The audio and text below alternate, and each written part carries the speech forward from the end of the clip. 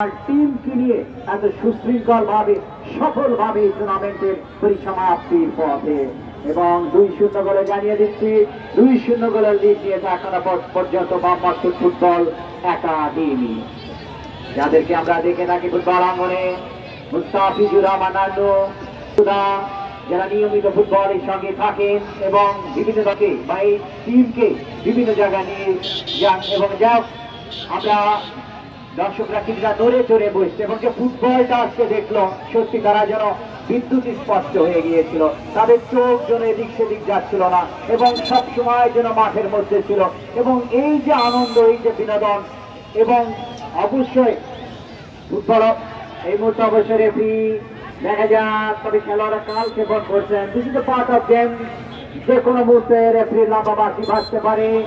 এরই সাথে রেফারির লম্বা বাঁশি মোহাম্মদপুর ফুটবল একাডেমি 2-0 গোলে ওরা 11 জনকে পরাজিত করে doctor Ali Afzal football tournament 2025 champion হওয়ার গৌরব অর্জন করলো। Huge congratulation. ধন্যবাদ। চারটার উত্তেজনার মধ্যে দেখি জম্পায়ের ছয় শেষ হলো। নাইমুল ভাই, সেরা খেলোয়াড় আমাদেরকে যদি জানান তাহলে আমরা সহজ করতে পারবো। দর্শক মন্ডল এবং দুই দলের বিজিত এবং বিজয়ী খেলোয়াড়বৃন্দ কর্মকর্তা যারা আছেন মঞ্চের সামনে আছেন।